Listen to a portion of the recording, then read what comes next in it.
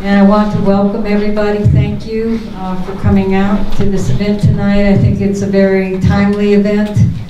As we all know, when Bernie started talking about free education and health care for all, it was beginning to sound a little bit like socialism. So we'll have some, differing viewpoints tonight. And we want that. We want to have a lively discussion and dialogue on this topic. The topic tonight is called Capitalism, Socialism, and Social Democracy. Which is the best option for us now? And we are being sponsored tonight by 5 groups.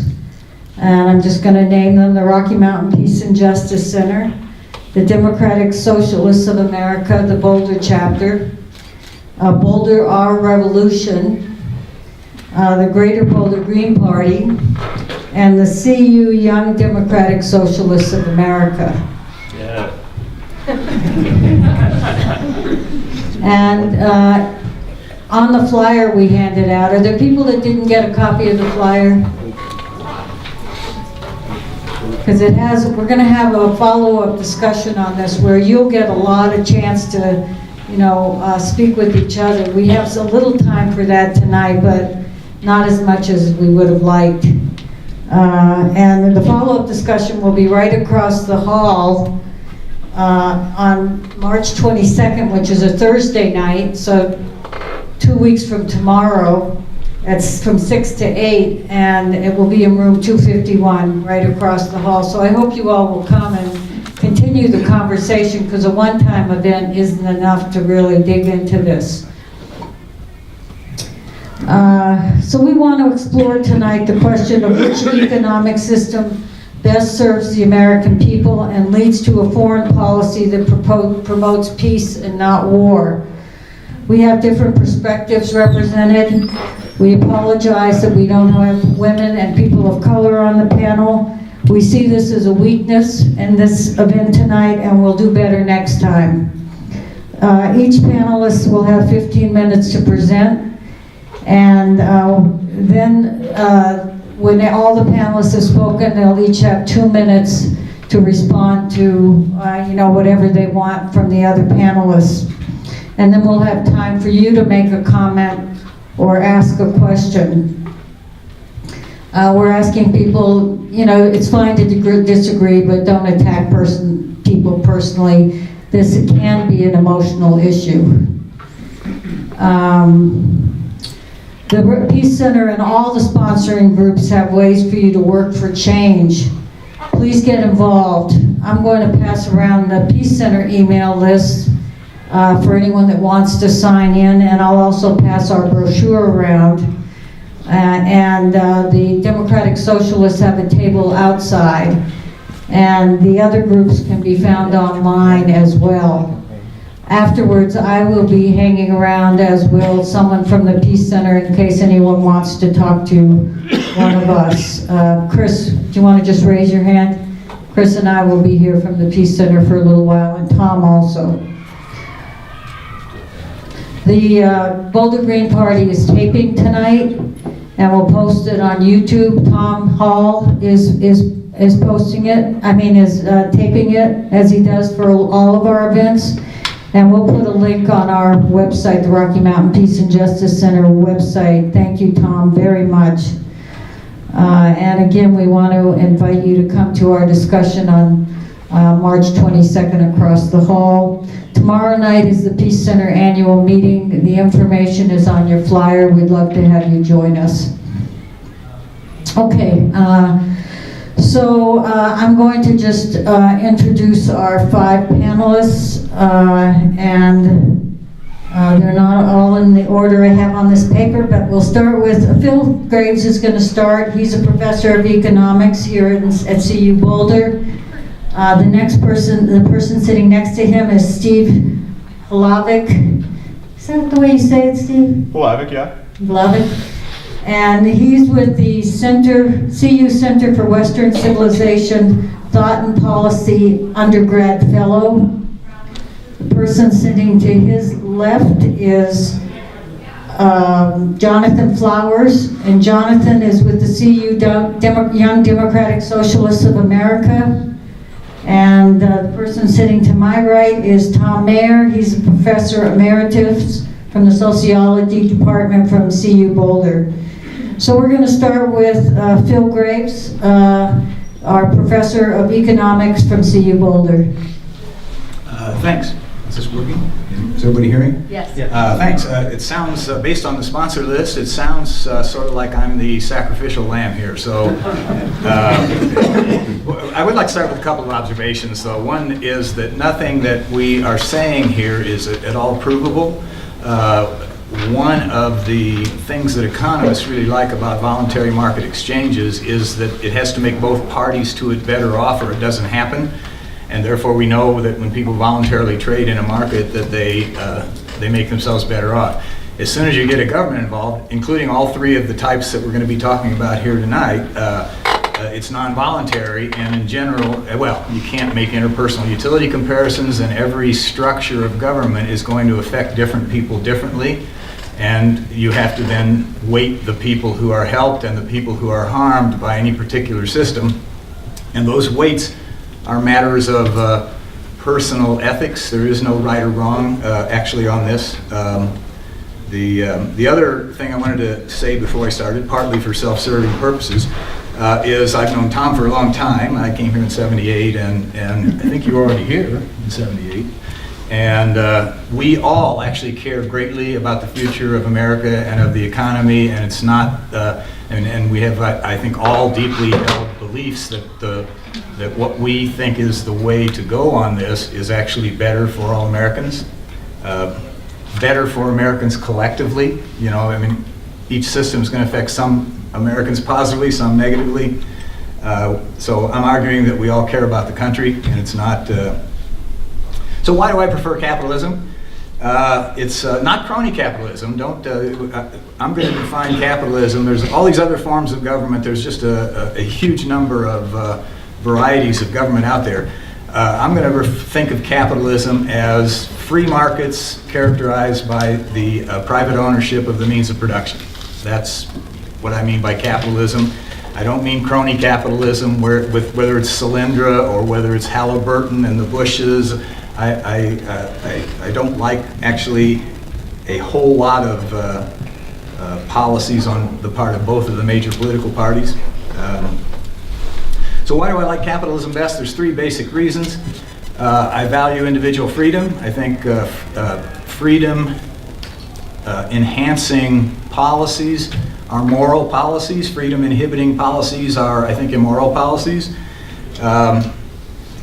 I value free markets. I don't value completely free markets in the sense that I believe that there is an appropriate goal for government. I think that, and I've maintained this for many years, that government does so many things that it should not be doing at all, that it fails to do the much more limited number of things that it should be doing at all well. So I'm a believer in free markets, limited government, and individual freedom. But the main thing I want to emphasize in these opening comments is that the market system has been the driver of global reductions in poverty. In 1800, 85% of the people in the world were living on less than $1.90 a day American, current dollars. And for what it's worth, in the last 25 years, 137,000 people every day for 25 years have been eliminated from that poorest poverty category. And now only 10% of people worldwide are in that category. And it's getting smaller all the time, and more people are joining the middle class worldwide all the time. So the big difference, or the big reason that I'm, the big thing I want to emphasize here is that the market system is the cause for reductions in poverty worldwide. It has not got much to do with governments. So that technological advance is responsible for more than half of the growth of incomes in the world. Technological advance is something that is stimulated by profit seeking. I'm going to argue that profit seeking is a good thing, not a bad thing. Getting profits is an equity issue about which people could disagree, but we want to stop and think about what seeking profits actually means. If you want to get profits, profits are total revenue minus total cost. You have to make the going rate return on capital to stay in business, to survive.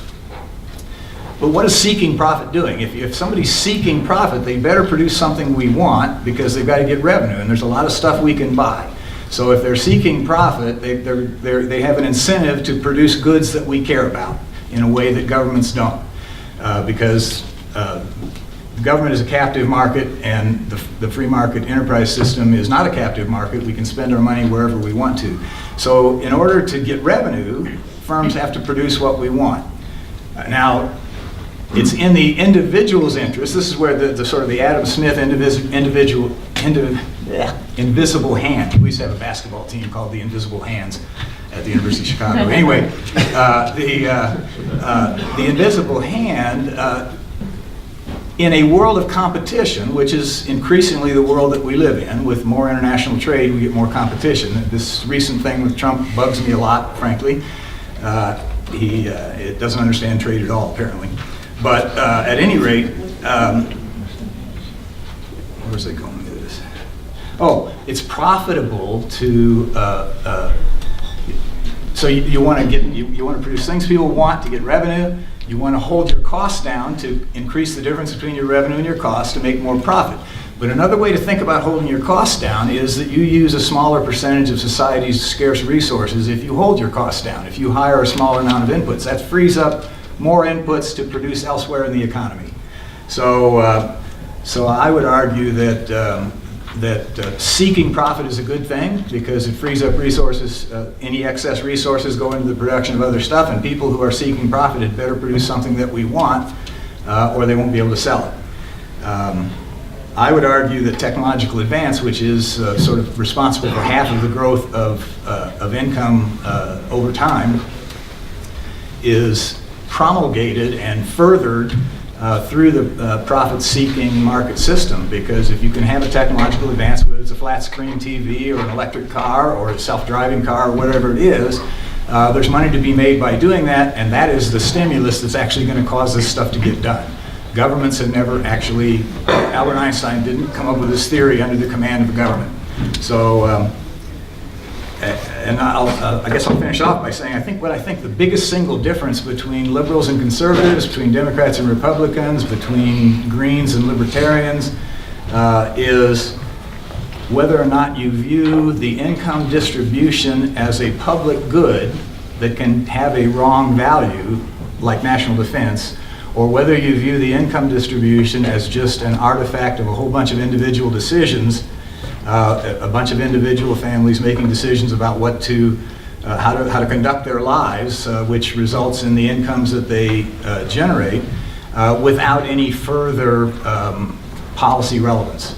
And I would argue that's the big difference between a conservative and a liberal, and it's real. I mean, the thing is, it's not right. There's no right or wrong. There are studies done of college students in which people will prefer what we would call a Pareto inferior outcome.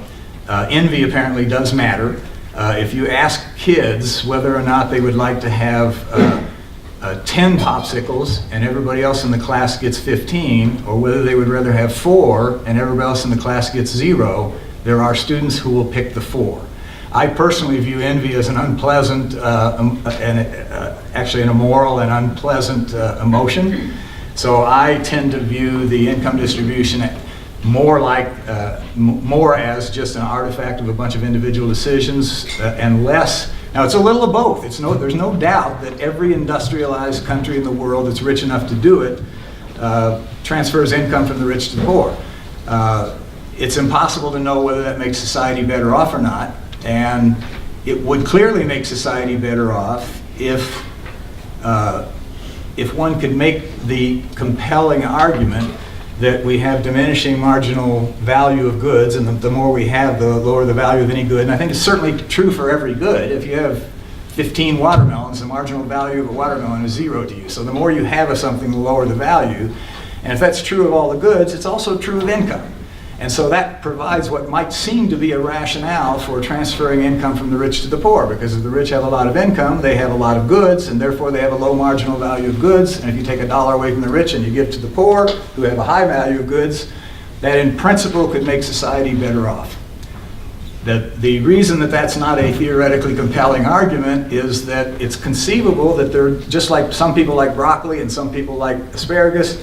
Some people care a lot about goods and want to generate a lot of income. If the marginal utility of the rich is very high, in the sense that they really care about goods, and that's why they got rich, that's why they work 12-hour days as bond dealers, it's possible that a lot of the people, anyway, that are poor are making decisions. I'm not talking about somebody with that's born weak with an IQ of 70. Every country, as far as I know, that has any income takes care of those people. But it's conceivable that the marginal value of goods to the poor could actually be lower, and that's why they didn't generate the income. They cared more about leisure than they cared about goods. So it's not clear. I actually think that it is a little bit clear, but then the question is how much. And it is certainly the case that some people care more about leisure and some people care more about goods, and it is not provable that taking money from the rich and giving to the poor makes society as a whole better off. If everybody were identical robots, you could make that argument, and I think it would be a convincing argument. But we have wildly varying preferences for lots and lots of goods. How are we doing on time? You've got 4 minutes left. So there's two differences, I think, between conservatives and liberals. One is just that the income distribution is viewed as a public good by liberals and as an artifact of a bunch of individual decisions by conservatives. The other thing is that the time horizon. I think Keynes said in the long run we're all dead, and I think conservatives tend to think more about the condition of the economy in 100 years, and Democrats worry much more about the condition of the economy in 2 years. And if you want to help poverty in 2 years, you might want to do very different policies than if you wanted to help poverty in 100 years. So that's my start, and I'll listen. Okay, thank you. And could you put the microphone up to your mouth when you guys talk? Oh, is it not hearing? Yeah, it was Okay. very good. Thank you. I'll do better in the future. Okay, our next speaker is Jonathan Flowers, and Jonathan is with the CU, Young Democratic Socialists of America. Hey, everybody. Did you want the... Oh yeah, yes.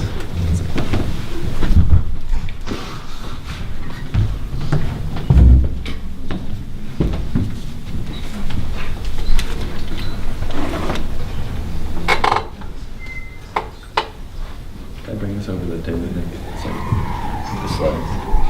What? No. If you want me to slide over, I can. Thank you. Hey, Jonathan, Yeah. what did you say about the on you go on?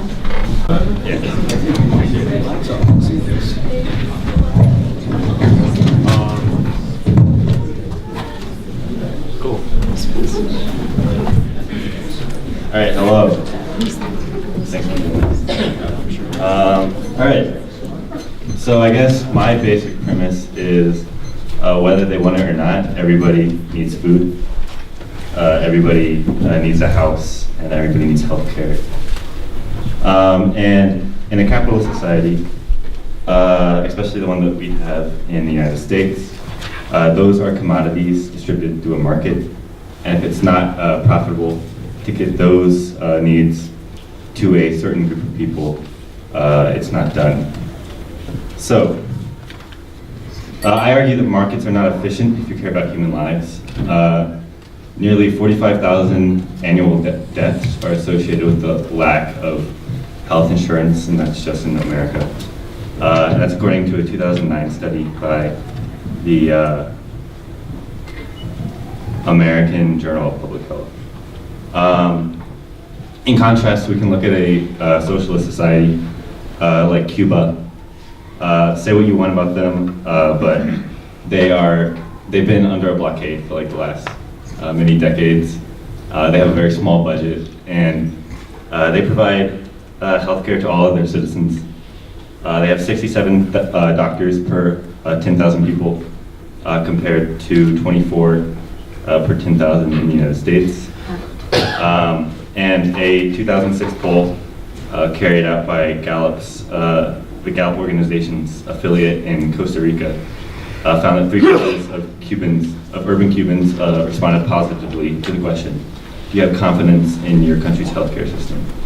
In the United States, Gallup itself carried out a poll that said, are you satisfied with the availability of affordable healthcare? Only 25% responded positively. 48%, however, did enjoy the quality. So we have that in America. So while 45,000 annual deaths associated with the lack of health insurance in America are happening, CEOs are getting extravagant compensation packages.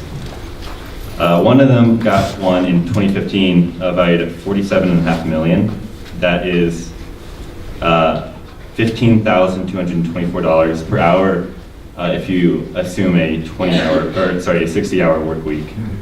And so I didn't do the math on this, but I assume that $47.5 million could pay for the comfort of that CEO and their family, and also pay for many people's health insurance in the United States. So if we move on to housing, in the United States alone, there are 8 million vacant homes and 3.5 million homeless people. So the thing is, people just don't have enough money to buy houses, and it's not profitable to lower the price of houses. So, food per 100,000 people in the United States, 0.58 people die per year due to malnutrition. It's half that in Cuba, according to the World Health Organization. So that's housing, healthcare, and food. That's like basically what people need to live. And under a capitalist system, that's not provided to people who need it.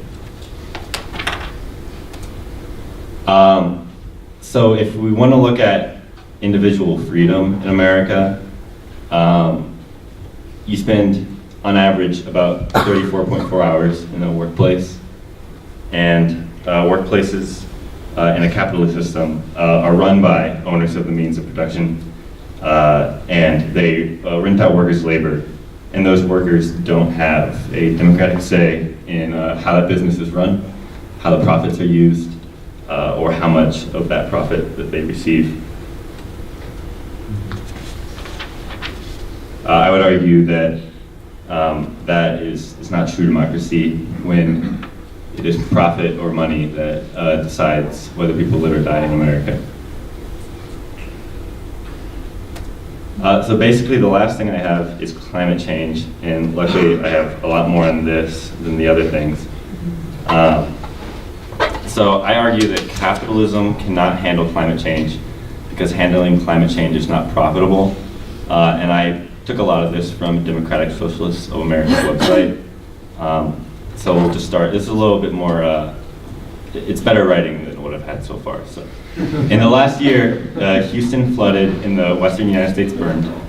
Earthquakes shook nations while hurricanes ravaged Texas, Florida, Mexico, and the Caribbean. Hurricane Irma, the strongest hurricane to form in the Atlantic Basin outside of the Caribbean Sea and the Gulf of Mexico, swelled amidst 4 other hurricanes, collectively responsible for widespread death, homelessness, and power outages that will leave Puerto Rico dark for months. Not all of Puerto Rico has like water or power back yet, by the way. Floods in South Asia have killed over 1,300 people and affected 41 million more. And as the climate crisis worsens, more devastation will happen. Meanwhile, our leaders will continue business as usual while lamenting the fiscal cost. Capitalism perpetuates mass violence, and climate change is one aspect. A system of ceaseless growth dependent on exploitation and solely responsible to capital lacks the capacity to register climate refugees, mass starvations, unprecedented extinctions, and the human cost of climate disaster beyond dollars and cents. Capitalism is incapable of valuing people or the planet beyond profitability. Moreover, climate violence cannot be disentangled from the systemic oppressions intrinsic to our capitalist order. Those most vulnerable under capitalism will be the ones who suffer the most due to climate change. As the prison industrial complex continues to brutalize people of color, our economic system will not flinch when they die from heat in their cells. As neoliberalism continues to erode public expenditure for social services and people-centered planning, the disabled and critically ill will continue to be subjected to nightmare scenarios. Women, people of color, the elderly, children, and the poor will be disproportionately burdened by climate changes. Capitalism will be focused on its own survival and the survival of the master class. Climate change has been a slow burn in the United States. We are only now beginning to experience as a crisis. The perpetual violence of the capitalist order has led us to a societal and planetary breakdown. The floods and fires are only beginning of the unpredictable weather extremes to come. Precarity, increased militarization, and the further dismantling of infrastructure will proliferate desperate conditions. They ask us, like people, to buy green, to take shorter showers, to pursue individualistic actions, and to not politicize climate-ready tragedy by responding with collective action. They will ask us not to politicize tragedy as if we do not live political lives. However, the decision to ignore climate change is a political one as well, one that upholds a violent and oppressive order that runs counter to the well-being of the natural world.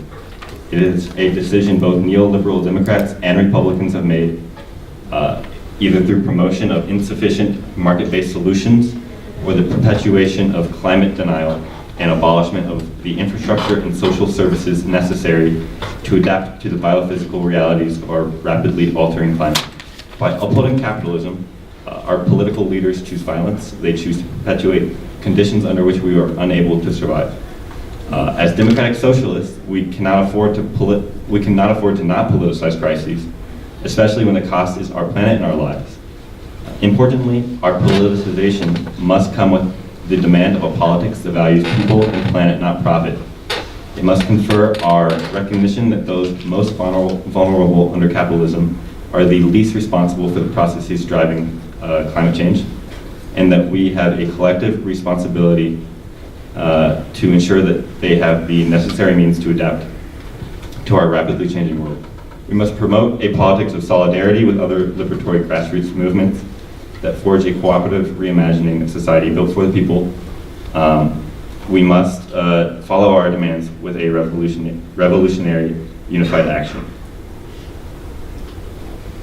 So that is socialism and climate change. So DSA National is taking some steps to address many of these issues. So we can start with healthcare. Healthcare is a huge segment of our economy, and healthcare access is a deeply and widely felt need. In the capitalist system, you would have to pay to get care or go without. And under a democratic socialist system, the nation would collectively provide care as a society. Medicare for all is one stepping stone. I would rather just nationalize everything. And it builds our vision and our campaign for a working class base of people fighting for state and national power. So winning Medicare for all, which is one of the campaigns that DSA National is working on, means establishing a piece of real democratic socialism and building a broader working class movement. So as far as democracy in the workplace, I'd say that many people in America feel that when they get screwed over economically at work, it's their own fault. That's because capitalism pits us against each other, and workplaces are fundamentally authoritarian unless workers can self-organize and build collective power. And that's why we build unions, and that is why employers undermine them. It is also why the capitalists as a class constantly work to promote narratives about unions that frame them as unnecessary, undemocratic, or ineffective. So finally, just a encompassing statement from DSA. We are activists committed to democracy as not simply one of our political values, but our means of restructuring society. Our vision is of a society in which people have a real voice in the choices and relationships that affect the entirety of our lives. That's the economy. We can call this vision democratic socialism. And it's a vision of a more free, democratic, and humane society. We're socialists because we reject an international economic order sustained by private profit, alienated labor, race and gender discrimination, environmental destruction, and brutality and violence in defense of the status quo.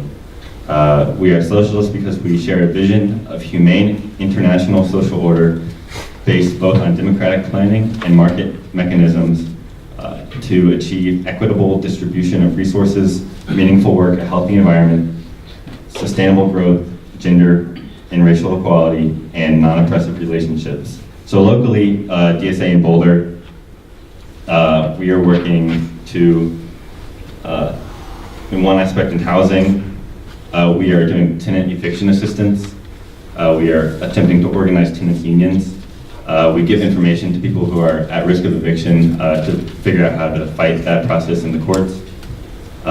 Here at CU, we'd like to end CU's use of prison slave labor, and we are working on garnering support for universal health care.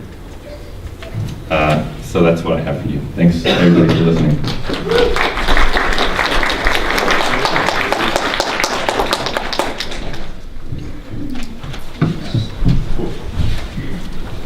So, am I good?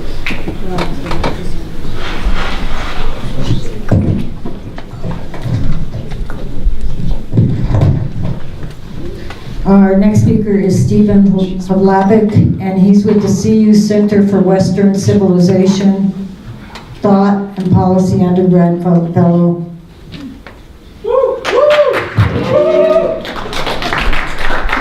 Thanks, Hype East. So, I was thinking about this. Not on. Oh, it's not on? I think you just need to hold it closer to your mouth. Hello? Oh, there we go. If I get too loud, let me know too. I tend to do that.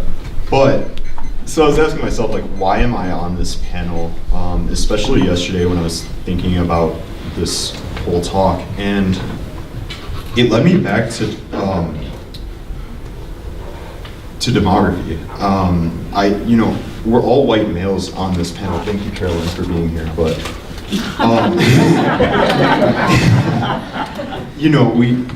a lot of work needs to be done in society, and that isn't the only part. But I'm here right now talking, and I hope that this resonates with some of you. I'm an independent. I believe that we live in a republic, and yeah, of course. And so the three things that I really care about are the environment, nonviolence, and future generations. And I think nonviolence is very central to why I'm an independent, because there's no party that doesn't want military, well, I don't know about the socialists, but there's no party that's getting elected into office that has this kind of nonviolent philosophy to it. And it really deeply bothers me that we can just go into other countries and invade whoever we want just based on who follows capitalism and who doesn't.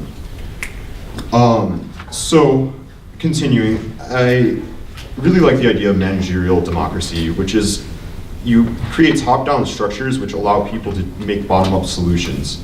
And I really hope that the follow-up discussion will lead to this sort of managerial democracy, or trying to come up with some kind of ideas to move forward.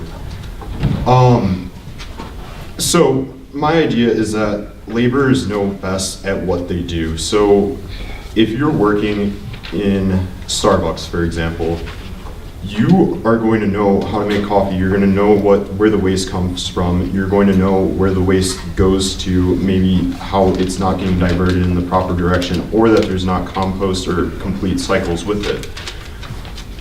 Given the system, you could actually go and talk to other people to try and improve this, because I know with all the faces in here, we have those resources to solve any problem that we wanted to.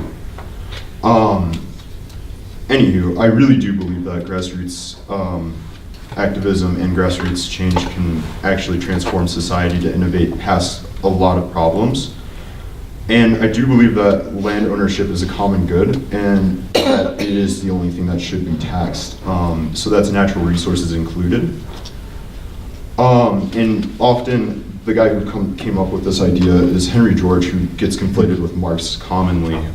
He actually wasn't communist at all. He was very capitalist, just believed in the status quo, but any people who had, basically, if you think of a monopoly board, like who has rent, who has utilities, who has the railroads, all of the rest of it, those were the people who funded Hopkins, Cornell, and quite a few other schools of thought in economics to disprove him completely. So with that, I'm coming here as a fellow with the Center for Western Civilization, Thought and Policy, and the theme for this year is freedom and security. Now, it's often interpreted as freedom or security, but I would really like to look at it as freedom being agency and security being able to be free from harm. So not the normal harms that we're afraid of, like terrorism and all the rest of it, but harms as in like harms from society or harms from all the rest of it. So why don't I go into the characteristics of capitalism as I see it. And I see the treadmill of production, which is firms need revenue or profit, and that leads to a growth imperative. We fund think tanks, nonprofits, lobbying for the weakening of regulations, tax cuts, subsidies, mechanization, and cut costs wherever we can, which leads to environmental harm and labor exploitation or alienation.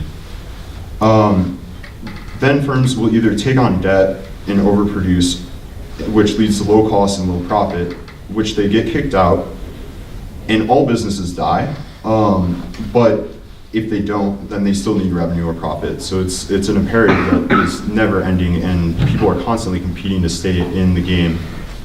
But it's nearly impossible, or it is impossible. So neoliberalism is a trend that we've seen since the 80s, which is the way to solve societal issues is through economic growth, free trade, and individual responsibility. And it's promoting market-based, voluntary, or otherwise private measures to solve issues, which I don't believe can transform society in the way that we need to address all the problems within the world right now. And another characteristic of neoliberalism is international lending agreements, which structure other countries to produce certain goods and services. So what do we see now is the tragedy of the commodity. And so that leads to this whole problem of the sixth extinction, climate change, environmental degradation. We see problems with the oceans. Plastics don't go away. Landfills are still there. There's a bunch of Superfund sites everywhere. Rocky Flats is right over there. And I mean, the military's still doing its stuff. We have inequalities in education. I heard a statistic the other day that our society in education is more divided than it was during Brown versus Board of Education. So, again, why am I talking about this? And it's because we keep on making things that are band-aids. We're not addressing the root of these issues. And I really do believe that everybody talking together can lead to overcoming privilege and oppression and give people agency to create the change that they want to see. With that, I think it's important to focus on what the school is doing well, which is they're doing a lot on innovation and entrepreneurship, but there's not enough input from all of the stakeholders who are involved. There needs to be a lot more talking between people in order to accomplish more. And yeah, that's about it. Thank you, Stephen.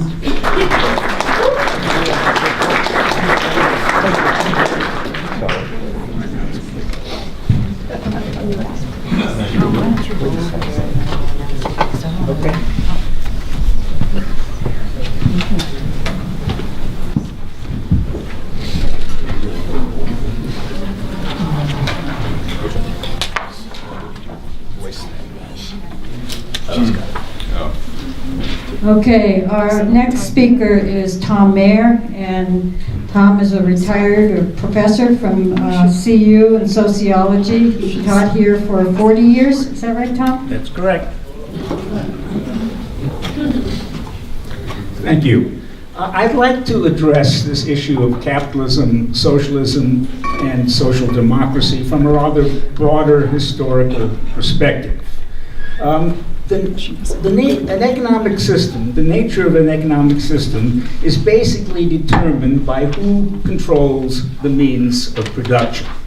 And although there are many variations, in the modern world, there are three basic possibilities. There is capitalism, in which the owners of productive wealth are capitalists, and they control the means of production, and therefore, very largely, the entire economic system. Another possibility, which is sometimes confused with socialism, is what I would call statism, or sometimes perhaps bureaucratic collectivism. In here, the state controls the means of production and thus the entire economic system. This is basically the economic system which existed in the Soviet Union and in the communist countries, although they set out with the objective of building a socialist societies. What they actually constructed were statist societies in which the means of production were very strongly controlled by the state. Socialism, for my money, is a system in which people control the means of production and hence the entire economic system. Some socialists might say that it's one in which workers, broadly defined, that control the economic system. I think it's somewhat unnecessary to say democratic socialism, because if a system is not democratic, it cannot be a socialist in my perspective. So let me just talk about what I see, the five main objectives of a socialist economic system. First, and perhaps foremost, is sustainability. Socialists want to organize an economic system which can sustain human life for the planet on the planet Earth for the indefinite future. We do not think that capitalism is a sustainable system. We think that capitalism is growth-oriented and will lead in very short order to a real environmental disaster. So we think that socialism is important for the objective of sustainability. Secondly, and the goal of socialism is equality. It's an economic system which moves in the direction, and I say in the direction of complete economic equality, with all forms of work being valued equally. Capitalism, in our mind, and I think is by the evidence of overwhelming data, generates enormous and growing economic inequality both within and between countries. Now, I want to say that achieving complete economic equality is a long-term process. You can't expect it to happen immediately. Initially, there will be some inequality based upon differential contributions to the economic system. That is unavoidable, but the objective is complete equality. And in fact, the famous socialist theorist Istvan Massaro said that you can measure how close we are to socialism by how close we are to complete equality. And of course, under socialism, no income would be derived from the mere ownership of property. The third objective of socialism is comprehensive democracy. All major economic and political systems would be made through a democratic process. Capitalism, we think, fosters very limited forms of democracy, which I would call electoral plutocracies. Right? We have elections, but in fact, the system is very largely controlled by wealth. And I also want to say that the institutions by which it will be possible to have complete democracy will need to be perfected over time. We cannot say a priori exactly how they'll be created, but we think that we have a good idea how we could start, but we have to really realize that we're going to learn by doing. The fourth objective of socialism is security. Socialism would guarantee all personal needs that all personal needs would be provided: food, clothing, shelter, healthcare, education, childcare, care of the aged, etc. Of course, the level of provision of personal needs would increase over time, hopefully, as we figured out how to organize society in better and better ways. The fifth objective of socialism is what I would call solidarity. Socialism aims at creating a spirit, a culture of mutual support, cooperation, and friendly feeling among participants. And socialist solidarity contrasts with the individualism and competition which is prevalent within capitalist societies, and which we think is not conducive for human happiness or human welfare. So what are the institutions through which socialism might be able to accomplish some of these objectives? Now, I want to say to begin with, there's not complete agreement about socialists about which institutions are essential. So these are somewhat my ideas of what I think the socialist institutions would entail. Some socialists think we can do without a state. I don't think so. But a socialist state would be structured as democratically as possible and to invite the maximum degree of participation. A socialism would have democratic and self-governing councils of workers and consumers would make many of the basic economic and also political decisions of the time. A third and not important institution of socialism is what I would call balanced job complexes. We do not want to give all the shit work to some people and let all the more enjoyable work be on the part of other people. A balanced job complex system is one in which tries to distribute the difficult work, the unpleasant work throughout society, so that it is shared rather than visited upon particular people. So Phil and I would have to clean the toilets and take out the garbage in addition to giving lectures at the university, and who knows what other jobs we would have. But the basic idea is you would try to balance jobs so that they were equally difficult and shared as much as possible as of the enjoyable part of labor as is feasible. This is an objective. We can't expect to achieve it immediately, but it's a very important goal to look forward to. Compensation in the socialist society would be according to effort, as determined by one's fellow workers. All human beings would be assured a livable income, but in fact the recognition, especially in the earlier phases of differential effort, would be made on the basis of your fellow workers who had an opportunity to see what your actual contributions to labor were like. Socialism would have a democratic, participatory planning process. And how to make this work is one of the most difficult parts of a socialist system. There's disagreement about this. Some people think we can do without a central planning board. I think we do need a central planning board myself. So I think that there would be a democratically elected central planning board which implements general planning priorities based upon considerations of sustainability and equity.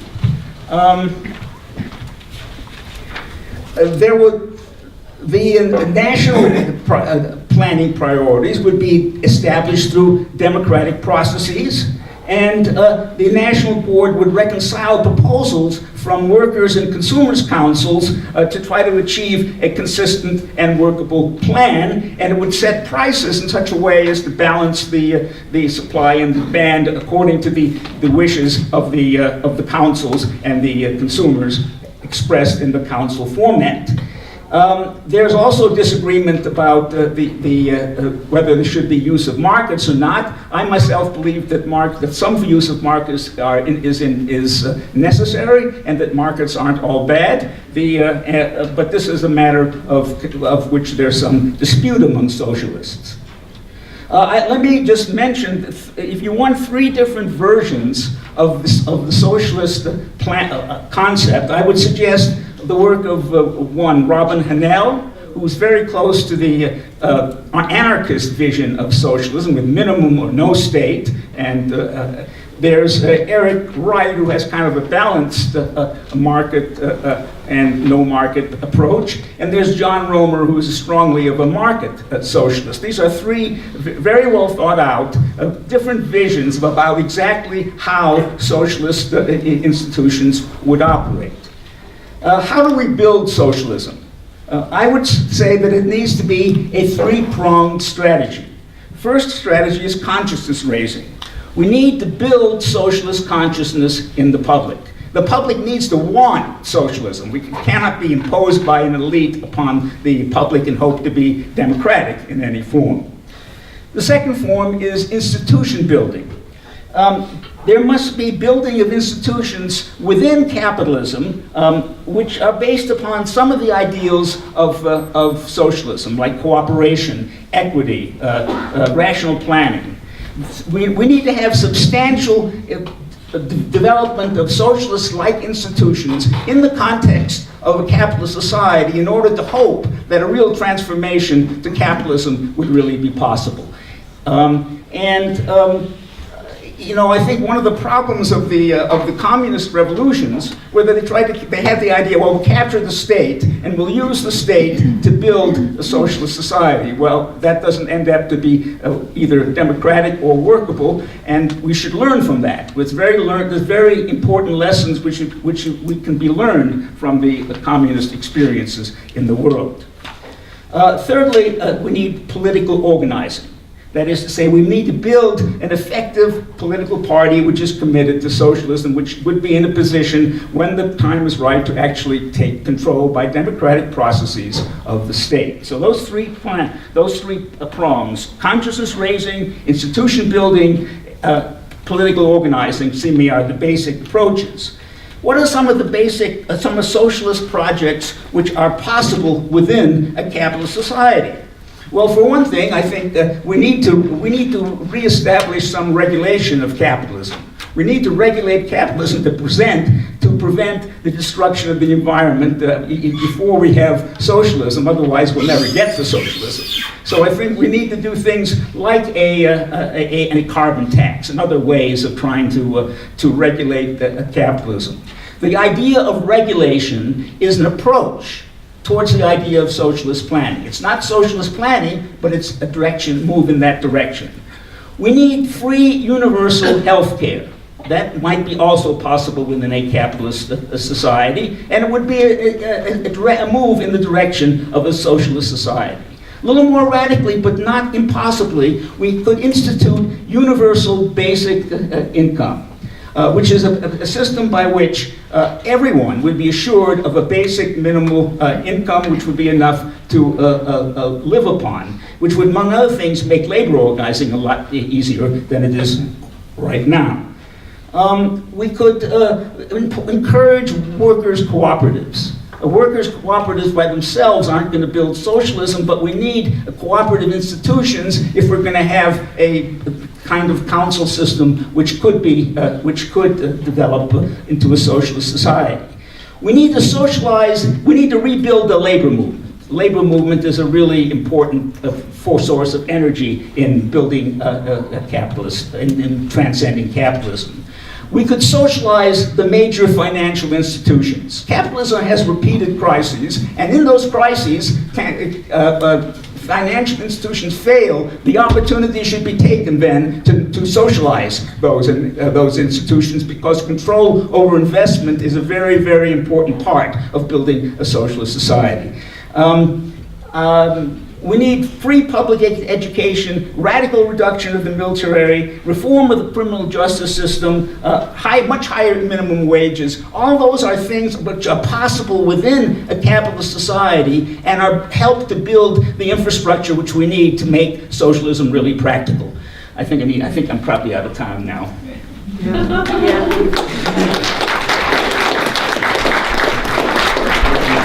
Thank you, Tom. Before we go on to the next section, I just want to say that we did hand around a sign-in sheet for anyone that would like to be on the Rocky Mountain Peace and Justice email list. And also, just to remind people that 2 weeks from tomorrow night, so that's Thursday the 22nd, we'll have a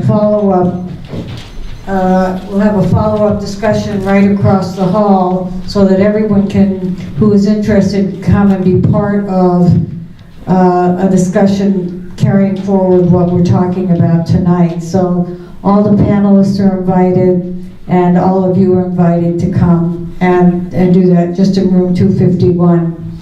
You know, if we don't talk about how to change things, it will never happen. So we all need to be part of that conversation.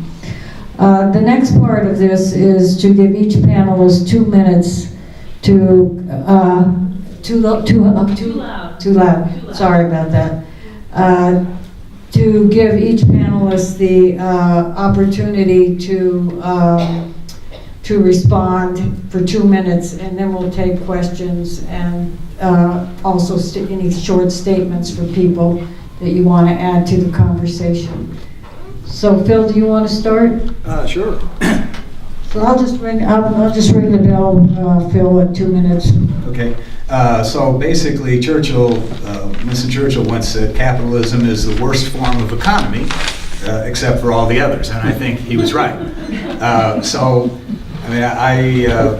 We have spent, since Johnson's Great Society, we have spent $22 trillion trying to eliminate poverty in this country, and the poverty rate is exactly the same.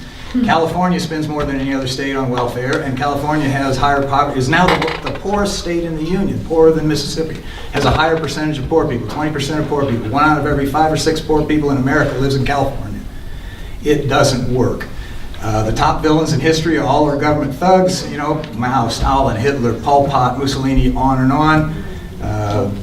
It just, in my opinion, doesn't work. Now, I'm a libertarian. I'm not one of those anarchist libertarians. I believe in regulation. I'm actually very pro-environment. I've got 3 articles, 2 published and 1 that's under review, that you guys would just love.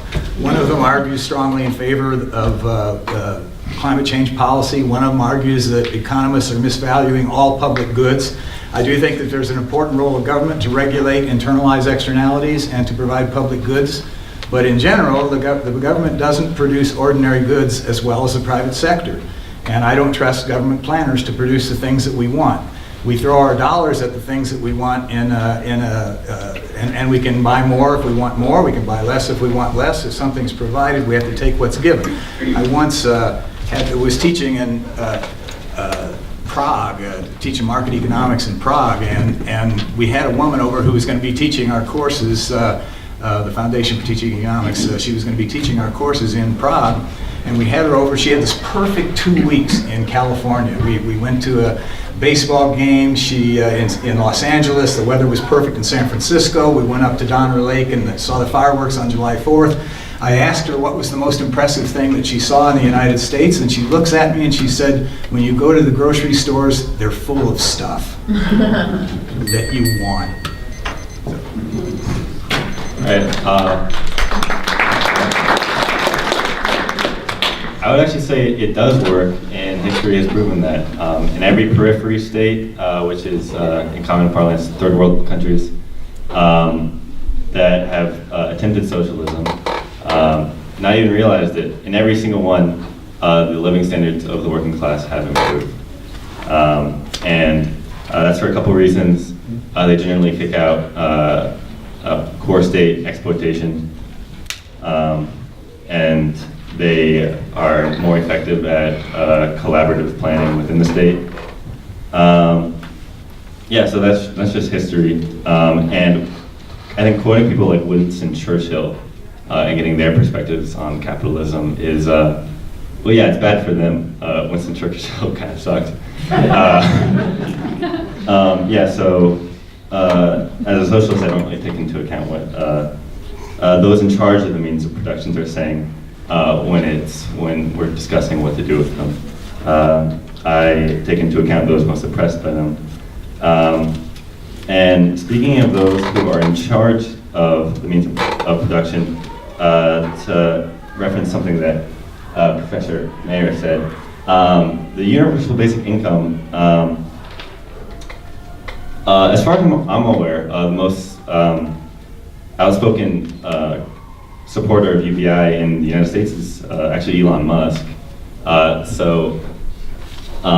Me and my friend Cameron here were talking about this earlier. We believe that UBI is actually simply a scheme to make the workers more dependent on the capitalist state and complicit in their own oppression.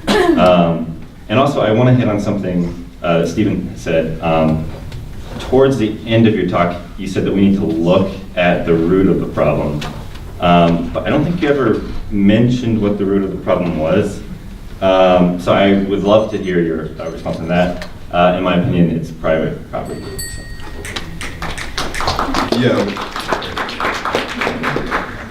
Yeah, private property is my thing too.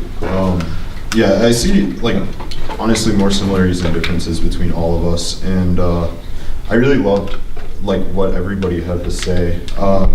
And one thing, even though we do have gains in equity throughout countries, there is still growing inequality in and between countries. So even though people are being raised out of poverty, there is still growing inequality. In long run, we want the environment to exist. You know, it's like if we keep on producing goods the way that we are, I mean, my intrinsic value on dolphins is unquantifiable by any economic means, in my opinion. And I don't think that incentives through profit really can work, because you have a treadmill of production still that's going to lead to overproduction of goods and just a loss of surplus. I mean, we are all in this together, and individualism won't come over any of this, and we are going to see more carcinogens and toxicity within our air, within our water, if we don't keep on, or if we don't act or keep on acting. I don't know about every individual here. And yeah, I appreciate you all listening to me.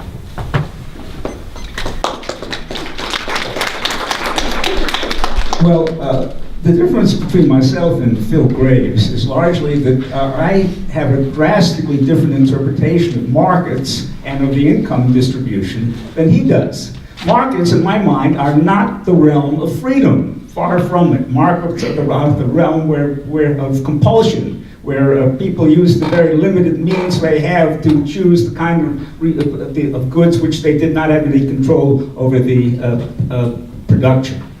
Markets are systems controlled by giant corporate organizations who determine what is to be produced and how much is to be charged for it and what labor is to be used for it. So we don't have here anything like the highly idealized realm of freedom which Phil is talking about.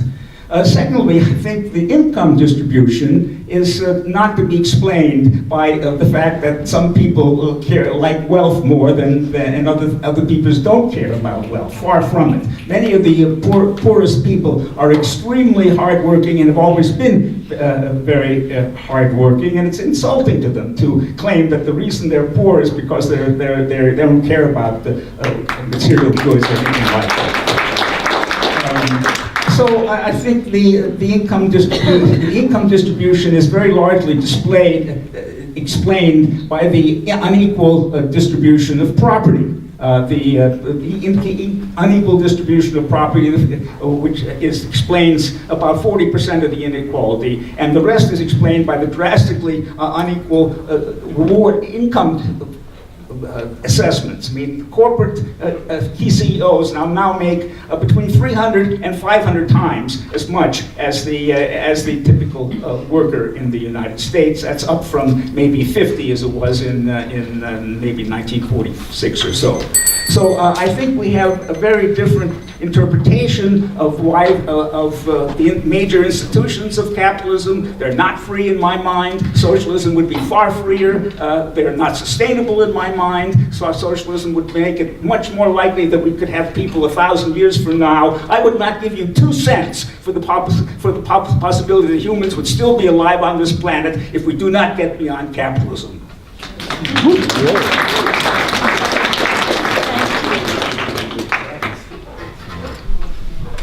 Thank you to all of you.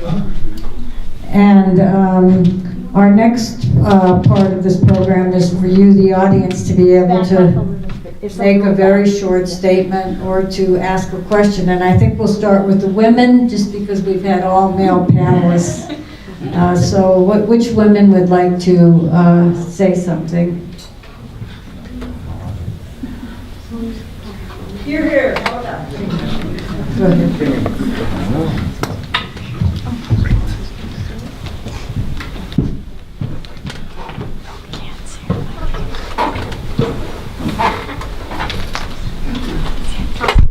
This is just a comment, and I want to speak to the very tall young man, and just make a statement, maybe you can respond to it. I have a good friend who, with another group, they were a group of musicians.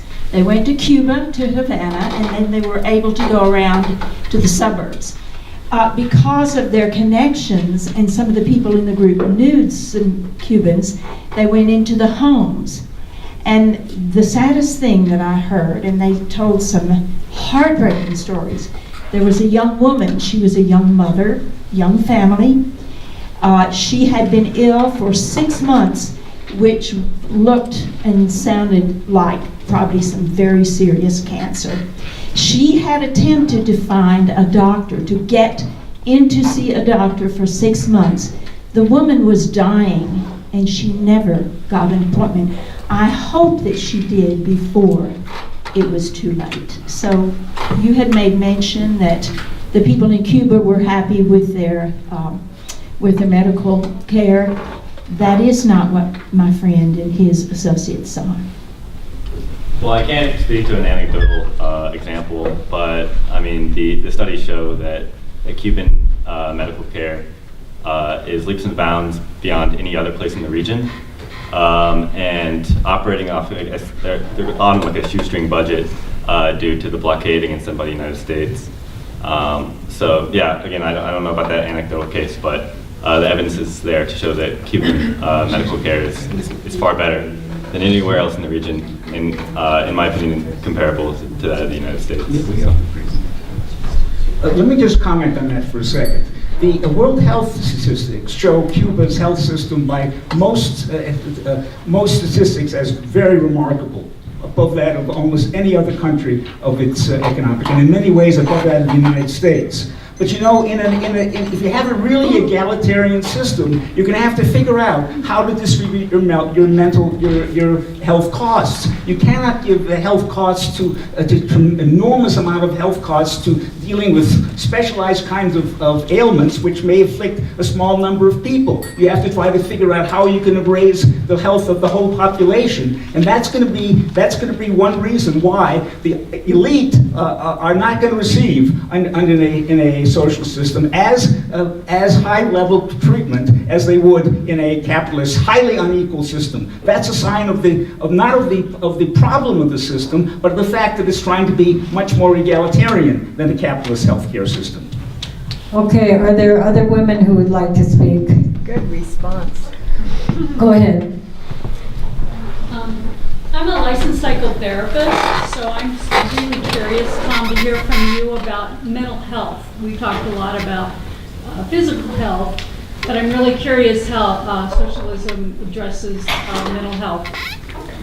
Oh, I have no particular empirical evidence, but I would think that a system which tries to create equality and solidarity rather than competitiveness between people, which tries to reduce the envy which Phil was talking about, might be better for people's health. But that's a speculation, and I don't want to claim any particular kind of knowledge in empirical detail about that.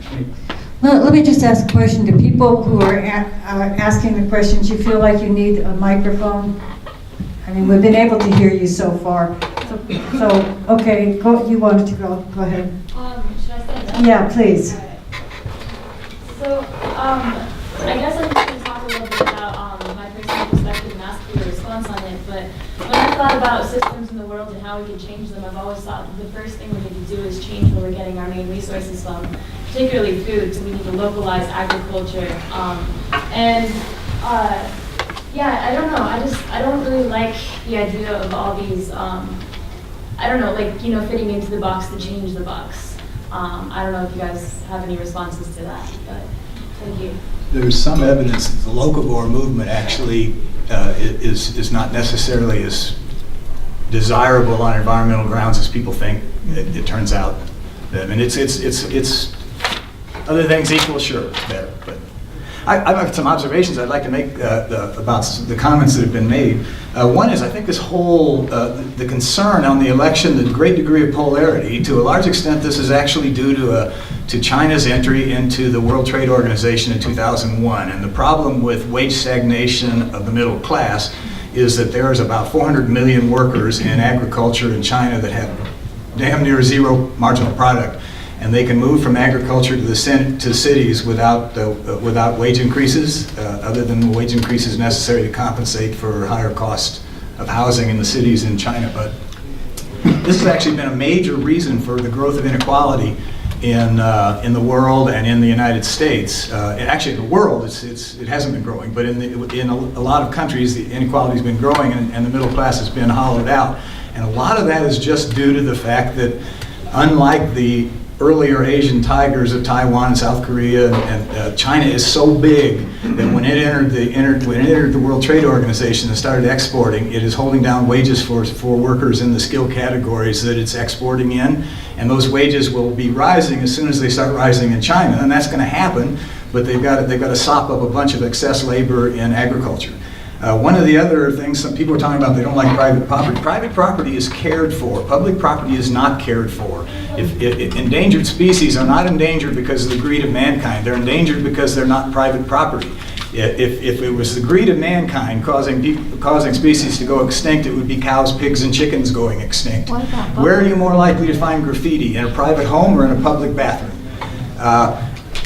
Sustainable, USSR was more polluted than any country in the world, and they had an emphasis on production and not industrial production, and there's nothing sustainable about the way those economies were run.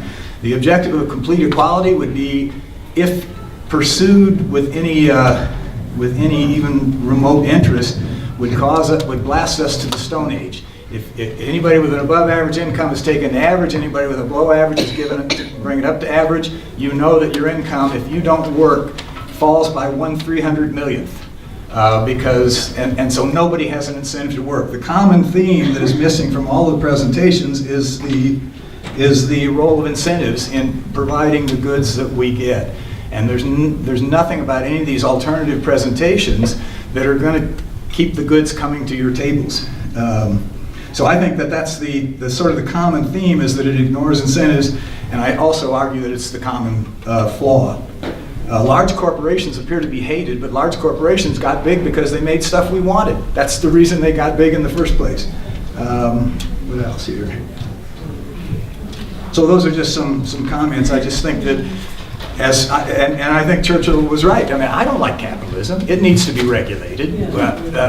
Negative externalities need to be internalized, and we need to have actually more strength. The only thing that can kill the human race at this stage, until the sun explodes in supernovas in 5 billion years, the only thing that's going to kill us is if we screw up the environment. Conservative and conservation have the same etymology, and that is.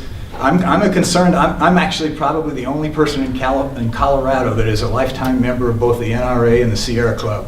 Okay, I'll turn it over. I just wanted to say one thing to that, which is I think that the danger of war, nuclear war right now, is at its highest, according to the Bulletin of Atomic Scientists, the highest level that it's been since World War II. And that actually is largely driven by U.S. capitalism, and we need to... It's not capitalism, it's politics. If it's good politics and bad economics, it's going to happen. If it's bad politics and good economics, it's not going to happen. I would say that economics is pretty political. And also, I mean, I'm not like a professor or anything. I've only been learning about Marxism for probably a year and a half. Some of the points you made about corporations growing huge because they make things that we want. So in that process, they exploited a lot of us. And if you're a person who is not part of a corporation, or maybe works for a corporation, it's not your fault that you have to get the things you need from a corporation. You need things to live, and an atomized individual is not in control of the mode of production of the capitalist system. So to say that it's somehow an endorsement of those corporations that they've grown to the size that they are, I think is, I just don't follow the logic. Well, let's hear some more questions, if that's all right. Isabel, and then let's take, after Isabel, we'll take one more woman, you'll go, and then we'll take some men. Go ahead, Isabel. Yeah, well, I had a question about, in the latter part of last year, on the last third, we had a number of hurricanes occur. And Puerto Rico was mentioned before, and Cuba. Now, Cuba was hit very, very hard, but we barely heard about it. Is that because under socialism, everybody works together and in 1 month, everything was restored, and in Puerto Rico, we're what, 6 months later? And people are still suffering with a lack of water and electricity and other services? I mean, can you talk about how capitalism addresses disasters that hit working class people? Yeah, exactly. I'm glad you asked that. I've actually done a little bit of research into Cuban responses to hurricanes. If you are affected by a hurricane in America, I think it's something, I don't know the exact number, it's something like 25 times more likely to be injured than you are if you're a person affected by a hurricane in Cuba. And that is because regardless of profit, they put the lives of their citizens first. So when those hurricanes were coming in, I was watching some news out of Cuba, and they have buses backed up blocks down, people filing into the buses to get out of the danger zones. You don't need your own car, you don't need your own means of transportation to escape dangerous areas in Cuba. By the way, Cuba's not a nation that's contributed majorly to climate change, but they really have their act together when it comes to dealing with the consequences. Thank you. Okay. Go ahead. You go next. Go ahead. Yeah. And it would be good if you stood up, yeah. Yeah. Okay, well, I wanted to respond to a few things that were mentioned earlier. So there's been a lot of centering the conversation on Cuba as an example of a socialist state. I just wanted to bring up another one, which is Kerala, which is a state in southern India, which I did a bit of study on during my undergrad, which I don't have the statistics on me right now, but it has a lower infant mortality than the US, it has a longer life expectancy, it has a higher literacy, and all of the workplaces are organized and the bosses don't make off with the profits. And this is a state that has vastly less capital as a whole than the United States, but has a vastly larger quality of life for its citizens. So if people wanted an example that's not Cuba, of a socialist state in which people are thriving, there's one. Also, in terms of there being a 6-month wait to see a doctor in Cuba, I've had to wait 4 months to see a specialist before in the United States, so I really don't think that that anecdote has much bearing over this conversation, because people are suffering vastly in the healthcare system in the United States.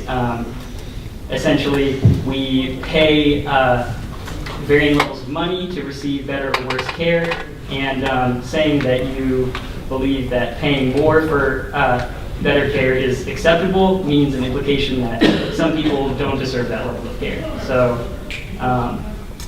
and then in response to the bit about the local food movement, I think that that movement is much more possible under a socialist state because it pays local workers better, and so it's desirable for workers, and if they have a more democratic control over their workplace, they're going to support creating and selling the products that they create and sell in the local area. And under socialism, there would be less outsourcing of jobs in the food industry to other countries, where we exploit the global population of people of color around the world. So those are some things that I wanted to mention. Thank you. And Kerala is in India, by the way. Okay. Go ahead, yeah. Yeah, you. Okay. I have a couple of comments and a question for Phil. First of all, thank you. I think you gave a good explanation of theoretical capitalism, and I mean that in a positive way. The point is, first of all, about selling people what they want. As early as the 1860s and 70s, growing corporations decided to hire publicists. And this was in New York City. They hired publicists who ended up moving their offices to a place called Park Avenue. And these people were telling people through magazines and radio, well, not radio, but through magazines, what they wanted and why. So I agree that a lot of purchasing is by desire, but I think a lot of the desire is also manipulated. That's actually a very good point. That's a very good point. It's one of the things I bring up in the very beginning in microeconomic principles is that if people's tastes were manipulatable, and most people, when you ask them, they say it's somebody else, it's not me, but that's manipulated easily because I'm too sensible to fall for a woman with a bikini and buy a car for that reason. I would argue that most advertising is actually informative of the nature of the product and helps people reveal to themselves what they want rather than distorting their tastes. I actually, this is going to, I don't know, this may be a little crude. It's going to be filmed. I probably shouldn't say it, so I won't. There have been products that were put on the American economy that if they sold, I thought people's tastes are manipulatable. And female deodorant spray is one of them. I just think that is a product that for which there is no demand. But at any rate, yeah, if tastes are manipulatable, then if the notions of efficiency go out the window. Something else, I'll be totally honest here, the notions of efficiency that we have in economics go out the window. All those supply and demand equilibriums where you say if you're short of it, you fail to produce something with benefits greater than costs, and if you produce more, you're producing something with costs greater than benefits. That all goes out the window if you don't buy the income distribution. If you think the income distribution is wrong, then all of the supply and demand stuff is wrong. Because the demand for yachts is going to fall if you take income from the rich and give it to the poor, and the demand for low-income housing is going to rise. So if you don't like the income distribution, there's no reason for you to buy into the efficiency of the market. There's something called, there's two fundamental welfare theorems in economics. What you can show is that if you modify income in any way you want, take from the rich, give to the poor, actually a lot of our income redistribution goes from the poor to the rich. With agricultural subsidies to corporate farms and whatnot, but only 3 cents out of every 8 cents that is justified as helping the poor people actually goes to poor people in our congressional budgets. But once you've got the income distribution that you like, I have no problem with progressive taxation. I don't mind paying more than other people. I think the bottom half of the income distribution probably shouldn't pay any federal income taxes. I have no problem with that. I've come around to a universal health. Just because we don't have the guts to turn people away from the emergency room, which is the most expensive health care you can get. And if you're not going to turn people away from the emergency room because you're not that cruel, you might as well have one payer. And it was kicking and screaming that I came to that position because I don't really like it. But the bottom line is, if they're going to go to the emergency room and we're going to take care of them, we might as well just go single payer. That's my personal take on it. But in general, I mean, our healthcare system is so screwed up in so many ways. MRI machines should be owned by the state because you're charging average costs to cover your costs when the marginal costs are nearly zero. And MRIs are a much better way to find out what's wrong with you for most things than CAT scans, which are, have radiation. So, I don't think I'm an unreasonable person, but I just think that the bigger the government is, the more incentive there's going to be to corrupt it. You don't care about controlling the government if it's small. The bigger it gets, the more important it is to be controlled, whether it's being controlled by corporate interests or whether it's being controlled by labor interests or whether it's being controlled by socialist interests. The thing that I've learned over the years, just from living and watching Chavez and Maduro and all these people, is that I don't care if it's a democratically elected planning committee, they're going to probably want to keep prices low because people don't want to pay higher prices for things, and they're not going to control input prices because those are somebody's income. And what they're going to do is what they keep doing in Venezuela, which is making it so that if you produce anything, you go out of business because your input costs are not controlled and your output prices are controlled, and that's what they do. Okay, we're going to go on. How many people still would like to speak, just so I have some idea of, let's see, 1, 2, 3, 4, 5, 6, 7, 8, 9, 10. So what I'm going to let you each do is speak for 1 minute, and then we'll have the panel just address all of your questions, because we have about a half an hour. We're not going to be able to get to everybody if we take each question separately. So, or comment. So really, keep your comment to 1 minute. I know that's hard, but please do that. Okay, Andrew? So my question, I guess, is to the panel. It's directed, though, at Professor Graves, I guess. But socialist economics professor Richard Wolff says that most university economics departments are cheerleaders for capitalism. Do you agree? And then the second part of that question, which is related, is why don't you study some place like China, which in 25 years has become an economic power? Okay, hold on to that, okay, Phil? Because we'll, take a note on it, and we'll come back. I want to take all the questions.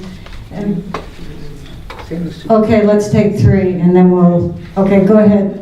Benefit corporations, are they making a difference, or does it feel good exercise, or somewhere in between?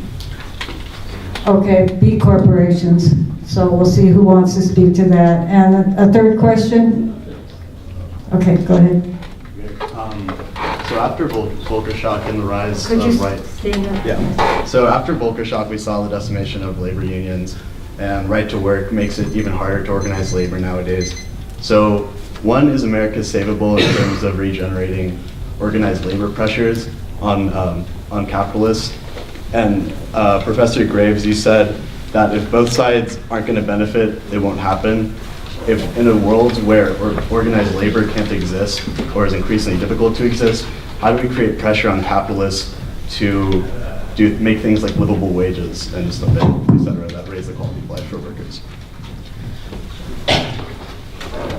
Okay, so we'll just have whoever wants to respond. Phil, do you want to? Well, I can do some of them. I can't remember them all right offhand, but when I was going to school... Our economics department's cheerleaders for capitalism. Yes. When I was going to school, there were... now, I have bizarre political beliefs. I think everything should be legal, all drugs and so on. So I'm not your norm. I'm a non-anarchist libertarian is what I am. So when I was going to school, there were 3 Republican professors or 3 Democrat professors for every Republican professor. It's now 12-1. The people at the undergraduates at the universities of the United States are being brainwashed. I was brainwashed. I came out liberal. I went on TV for George McGovern in 1972. That's how brainwashed we are. I try to teach people how to think, not what to think. There's plenty of people at the University of Colorado that want to tell you what to think. I would rather have people know how to think. So I think there's bias. And the question about the unions and what do we do about wages, everything that I believe in relies on competition. If you have monopsony or monopoly, you're going to have poorly paid labor. But labor in a competitive world, you have to get paid pretty close to what you're worth, where what you're worth, again, what you're worth in the market system is how you get paid according to how good you are at producing stuff that people care about.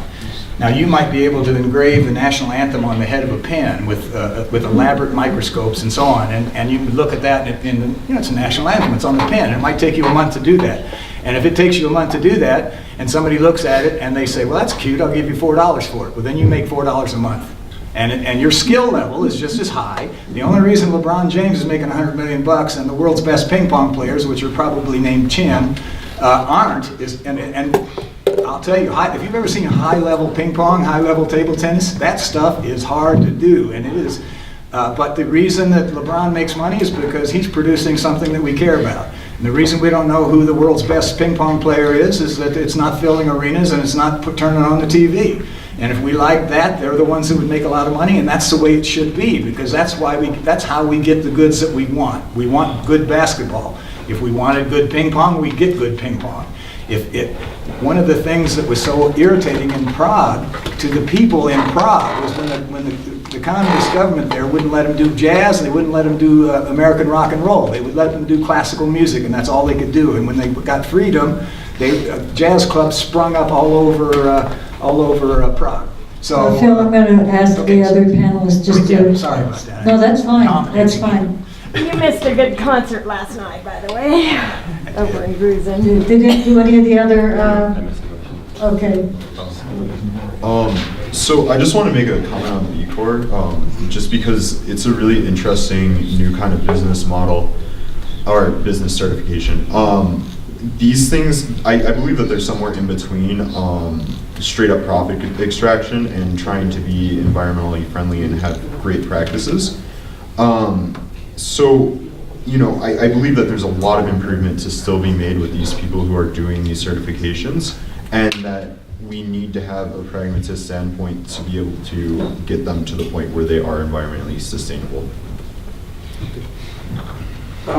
While I'm far less enthusiastic about competition than Phil, I would say that if I did care about competition, I'd want strong labor unions, because without labor unions, there's no competition whatsoever between capital and labor. If we want to have any kind of reasonable bargaining practices, we need a strong representative labor who can bargain with the enormous power and wealth of capital. And one other point I'd like to make about something Phil said, that is, I believe that incentives are important just as he does. However, I don't think incentives need to be economic incentives. There's all kinds of incentives in society which are non-economic. In a social society, people would have somewhat differential status based upon their contribution to the community, based upon their work capacity, and we have all kinds of examples, even in capitalist society, of incentives outside of economic incentives. Look how the family works. You know, family works is a system based upon incentives, but it's not differential reward for different sons and daughters or husbands and wives. It's based upon the status and respect which exists within a family system. So there's no problem of incentive. It's a capitalist fetish to think that the only kind of incentives are economic incentives, and the kind of economic incentives that exist in the capitalist society are way beyond the degree which would be needed to motivate the kind of contribution which people make under capitalism. Okay, so we're going to take three more. Take a minute each, please, and then we'll go on. Go ahead, Dan. Thank you. One of these, there are several assumptions within neoliberalism and free market economies, and that's number one, a level playing field, which assumes that everyone has the same education, the same intelligence, and the same basic economic and social resources, which is not true. I was not gifted with $1 million trust fund, and I don't have politically connected parents, and so on and so forth. That's one of the greatest fallacies within the free market and neoliberal philosophy. Right now, they found that there was a Swiss study done in 2010 that found there's 147 companies that control 60% of the world's resources. It was a Swiss study, and they do it through interlocking boards, and they get people put on regulatory agencies and so on and so forth. So what we're against is global corporate control that has rigged the economy against, to take away from. To address the issue of totalitarian communism, which is not socialism, I lived in Russia, and the people there were just coming out of communism. You go into a store, and people wouldn't wait on you. Why? Because they didn't have to. They got paid no matter what. Dan, that was a real problem your time. with communism, because of the way it removes incentives to help people. Thank you, Dan. Okay, other people who want to say something? Okay, Dave, and then you back there. Dave? one way of Stay, framing. could you stand up? One way of framing things, and I think Tom sort of alluded to this by, I think you're sort of saying in a way that there hasn't been a socialist society yet, and you used the term bureaucratic collectivism, which comes from a thinker that I think both of us kind of disagree with where he went, Max Schachmann, but he had a very good, I've had a very good analysis of what the so-called communist states. What were called the communist states were attempts to create socialism in economically underdeveloped countries. So like in the Soviet Union, you had a mix of feudalism, capitalism, and socialism or whatever, and it varied in the different countries, and that would include Cuba. And then they all had various good things about them, but they were one-party dictatorships, and the other attempt to create socialism is what is frequently called social democracy in the more economically developed countries of Western Europe and that sort of thing, and they would be democratically elected or in coalition with more right-wing parties, and they all had, the Scandinavian countries have gone the furthest. And that's time, Dave. So, but they sort of create the most humane form of capitalism. So, Thank you. Okay, go ahead. I'll make two quick comments and then a question for the panel. Addressing Phil's comment about poverty rate hasn't changed much since the 60s, so obviously it doesn't work. I think there's a couple things that intervened in between. We had the Reagan tax cuts and the Bush tax cuts, which transferred huge amounts of money towards the wealth that could have gone to the poor and alleviated some of that. As you talk about the corporations comparing Russia to the U.S., and look at all the corporations have done for us in the private property, we've got over 3,000 Superfund sites in this country that the corporations have left for us. I went to one in South Dakota. They extracted $400 million worth of gold from this site, and then they declared bankruptcy as they left, and we're left with an $800 million cleanup bill. And we have sites like that all across the country. So it's corporations can do those sorts of things and then get away with it. If we had on the news every day what all these sites look like, we would all be appalled. But in our country, we watch LeBron James and other things like that, so it's not so important. That's your time. Go ahead and ask the question. The question, as we look short of violent upheaval, how do we transition from where we are today with a largely capitalist system with socialist systems like education and police and whatnot, towards a more socialist system that several of you have talked about tonight? What's some of the primary mechanisms for transition? Instead of just saying we want to be there, how do we get there? Okay, I just want to, before we answer that, I just want to remind people that we'll be meeting 2 weeks from tomorrow next door to talk about some of those ways. And we'll go back to the panel in a minute here. Who else still wants to speak? Just Lynn. Okay, we got 3 more people. Okay, Lynn, go ahead. Yeah, I just heard from one of my Airbnb guests that in Seattle, there's some kind of an income tax for if you make more than $250,000 in your family income. And Google was looking to locate there, and when their incomes of their people are high enough that this disincentivized them, and they came to Boulder because Boulder laid out the red carpet for them. Well, what if Boulder also didn't lay the red carpet out for them? Could this, as a sign of hope, could something like that happen? I mean, Seattle has Amazon, and they realize what happened. San Francisco's been, largely destroyed by the high-tech industry, and now everyone's flooding out of there, and there's no place, practically except Des Moines, that you can get affordable housing in the U.S. But if at some point there's something like this $250,000, income tax, that sounds encouraging to me. Have you heard of this? Or this guy's from Houston, and I don't believe in incentives to get businesses to locate in your state. There's no evidence whatsoever that there's any reason for that. The provision of services appears to have constant returns to scale over a long range, and the only issue on optimal city size is going to be the net impact of externalities. Now, Boulder tries to keep people out, and the question is on the grounds They that... didn't with Google. Well, I know, but they want the right kind of people. But that's Boulder. But they want to try and restrict the size of Boulder, and they've raised their own housing prices for that reason. But the real question, in terms of inhibiting people's freedom to move, if you're ever thinking about, well, actually, you didn't bring up growth controls. I did. I'm sorry.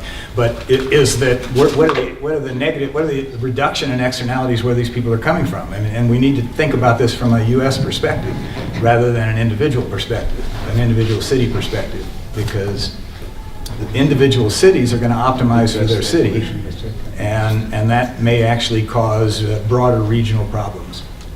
But there's no evidence, there's no reason to do this. I mean, to have the public paying for arenas for these professional sports teams is just crazy, in my opinion. But. Okay, we finally got some agreement here. I want to say one last thing is that you won't agree with. I think the family is the largest successful socialist enterprise. Even if you bring in Uncle Harry, you've suddenly got problems.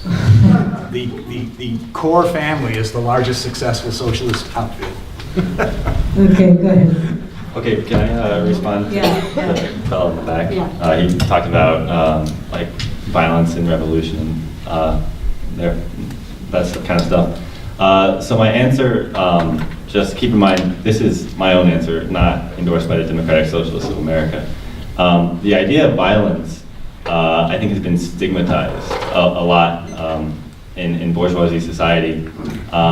If you think about the violence that the capitalist state inflicts upon the working class on a daily basis through the use of artificial scarcity of food and housing and healthcare and so on, and then in the more visible means such as police brutality against the minority communities in the United States and around the world. The idea that the working class, it's completely taboo for them to use violence to further any of their own means, I think is entirely bourgeoisie propaganda. It's for the working class to use violence to further their own means is completely proportionate in my mind. So. I wanted to also address that question. In my speech, I advocated the three-pronged approach. I said I thought we needed the consciousness raising, I think we need institution building, and I think we need political organizing. I'd like to supplement that with two things. Capitalism has numerous crises. Each crisis is an opportunity to expand socialist consciousness and organizing. One of the great faults of the Obama administration was he was confronted with a major capitalist crisis and chose to restore the status quo ante rather than trying to create new situations, new possibilities in the form, say, of the New Deal. I think we need to make use of capitalist crises, and we need the kind of political organizing which can capture and sustain the gains which are made. For example, there were substantial gains in consciousness as a result of the Sanders campaign. It's important that not be frittered away, but that they be continued and built upon. That's a very important part of political organizing. Political organizing is, one of its major points is to sustain the advantages and the gains which have been made so they can be cumulative. So that's some of the things I would suggest. Okay, who else would have wanted to say something? Okay, 1, 2, 3, 4. Okay, so I'm gonna, is that right, 4 people? 1, okay. Socialists who were supposed to be internationalists. Could you stand up just so people can hear you? They ended up turning against each other, the socialist parties of Germany against the socialist parties of France and so on. And meanwhile, the USSR was born through that violence, and it came from a feudal society.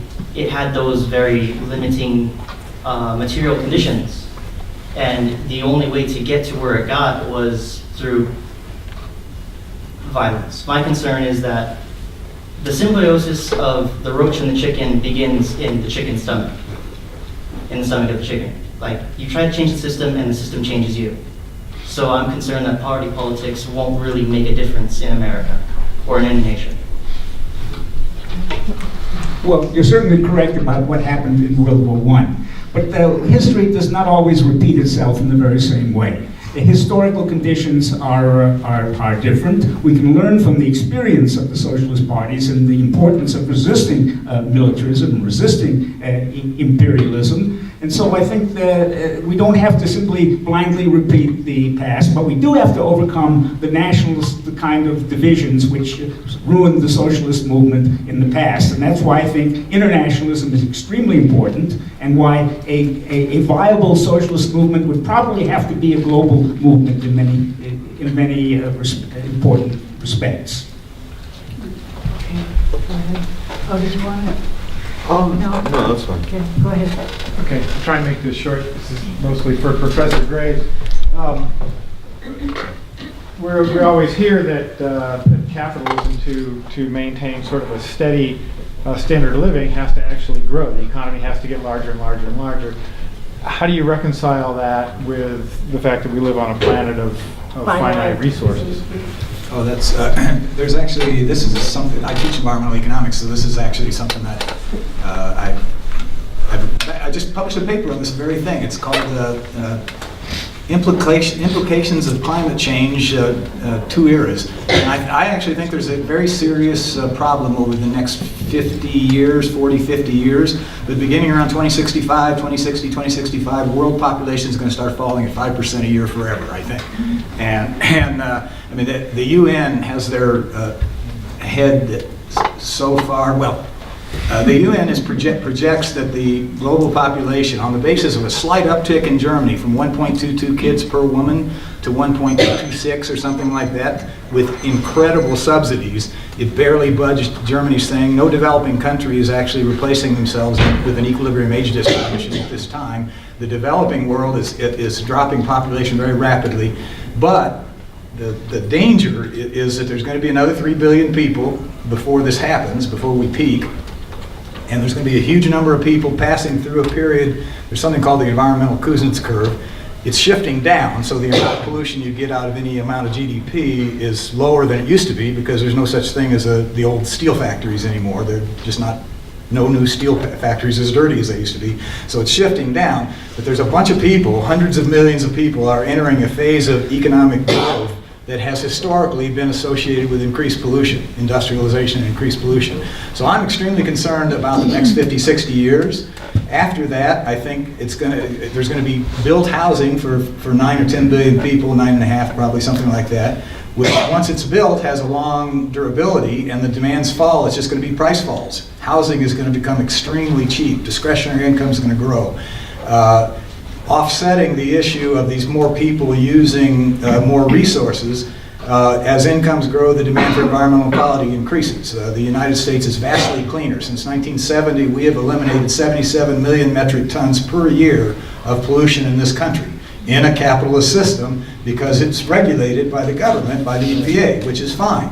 I once, when I was in my liberal phase, which I've been in twice, and I fought my way out of it. But when I was in my liberal phase, I confronted Milton Friedman about this. I knew Milton pretty well, and I confronted him. I said, you know, what about the environment? What's your current phase, Phil? I'm a right-wing libertarian. I believe in freedom. So at any rate, so Milton says to me, he says, well, you know, what's their impact on the economy in terms of cost? And I said 2%. And he said, they have a hard time justifying their budget, don't they? And I said, well, maybe, you know, I mean, so he said the benefits might be 2%, but there's administrative overhead, and they might do the wrong things, and they might do too much. He said, if you do too much, it's just as bad as doing too little. You could do the wrong things, and then you got all these administrators that could be out there cleaning up the environment that are just administrating. So, you know, I mean, the point is, I just believe in limited government, freedom. I think there has to be a very strong reason to eliminate anybody's freedom. And to give you an example of what I mean, It is an elimination of a freedom to have you drive on one side of the road. You can't avoid potholes by just drifting over into the other lanes, but it gives you a broader freedom to live, to stay alive with a much higher probability. So do you favor Citizen United? I actually have very mixed views about Citizen United. It was actually due to Hillary. That was the reason. Sanders on trade, Hillary would have beaten Trump. If Sanders hadn't been against the TPP, Hillary, she knew it was the gold standard of trade deals and it was a good deal. And Sanders says it wasn't, and she was starting to lose to Sanders in the primary, and would have if it weren't for the DNC probably. But at any rate, she knows better. This trade deal was a good deal, and she was against it. And Trump is about to be a major idiot on trade, in my opinion. So Okay, let's just take we worked at the Peace Center like hell against the TPP. one last comment on unions. If unions raise wages by restricting the supply of labor, which increases the supply of labor to non-union jobs. So the non-union jobs pay less. I was a member of Local 741, International Brotherhood of Hide Carriers and Common Laborers, and I was getting paid more than twice as much as my friends who were working for the university, and we were doing exactly the same thing. We were cleaning up a building. I was getting in 1960 something $3 an hour, and they were getting $1.50. I was getting $3.65 or something like that. Well, Phil, you've always been overpaid. I am so underpaid. You know what? I don't think there's anybody that actually thinks they're overpaid. Okay, let's just take the last couple of comments, and then we'll let you guys say something. Okay, just hold just for a second. Go ahead, James. Keep it to a minute, okay? Yeah, I'm trying to keep it as quick as possible. I might be about under a minute and 30, but I wanted to get to these observations, and there's really not too much to respond to. One is that Margaret Mead says, never underestimate the power of a small group of people. Well, I look at the 1%, the 0.01%, and over the last few centuries, they have not just cops in, but they own the world. That's the way I see it. One thing I'd like to point out is that our U.S. Constitution is a document that protects solely property and commerce, right? And so it's that structure of law that does that. Another comment is that there's something called the Dunbar's number. Historically, humans have a disband after close intimate relationships of about 150. So that Dunbar's number is 150. That's our close personal friends. So I think our societies, the world is much too big, so we get into these problems. You talk about the means of productions, Tom, thank you. And from a movement called the right to local self-government to community rights, the bedrock functioning of all current economic systems to control over the earth's resources, labor necessary to extract them. So centralized authorities or conditions that help those centralized authorities are to do that. Well, James, I'm going to have you stop. I'm sorry. Because we still have a couple of people who haven't spoken. Like I said, it would be under a minute. I just have 30 seconds left that I think I'd like to finish, if you don't mind. I appreciate that. That the U.S. The U.S. has the system where that serves to protect and do that. So they created private entities to be able to run the show. Well, the ecosystems in nature become property. So it's that system of law. So it's right local self-government seeks to undo that structure of law. So all of that community rights movement that's happening in Lafayette. Thank you. Sorry, I took a little extra time. Thank you, James. It's just, I care about all of you. I care about all of you. I love all of you. That's why I'm insistent to do this. It's very important. Thank you. Was there anyone else that wanted to take a minute?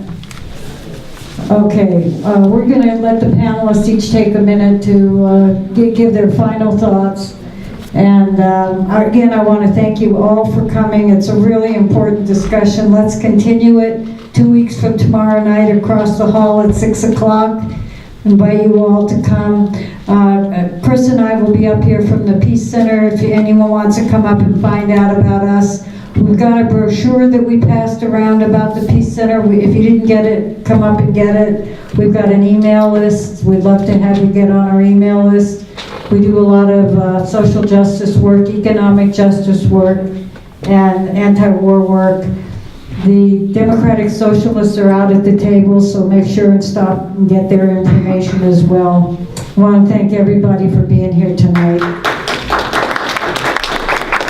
I think it's been a really important discussion, and one that it's important to think about. It's long-term thinking, and let's continue doing it. Okay, Bill, your closing statement. I'll just, the one percenters aren't all bad. I mean, you've got Carnegie Mellon, you've got Rockefeller who started the University of Chicago, you've got Bill Gates and Warren Buffett giving away billions and billions of dollars to give clean water to Africa. I mean, these people care. I think that to solve all of the problems that are plaguing people, there needs to be a way to have capital ownership be more broadly distributed.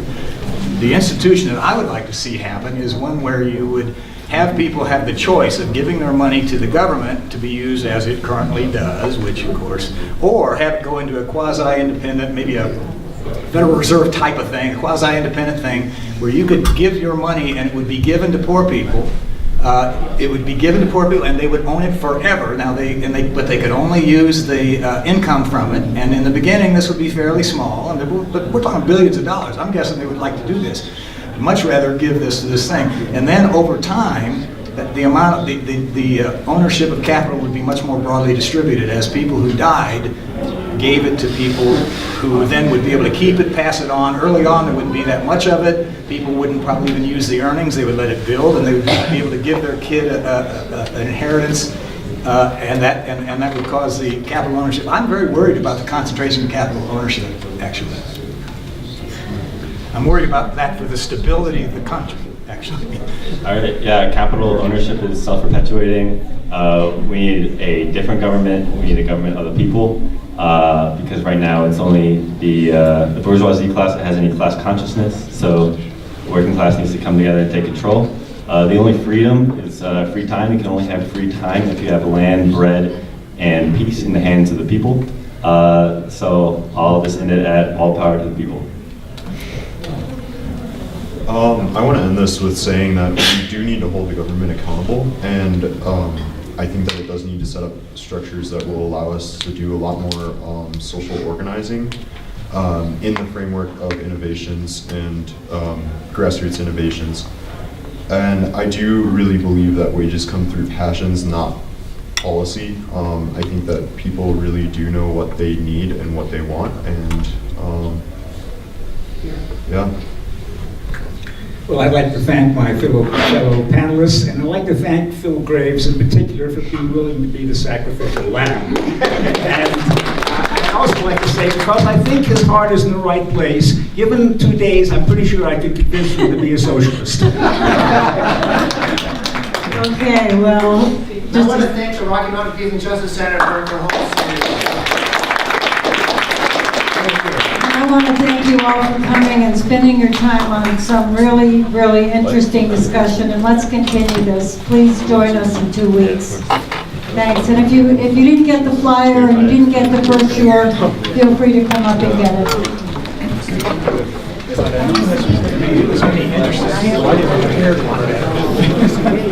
Thanks for coming.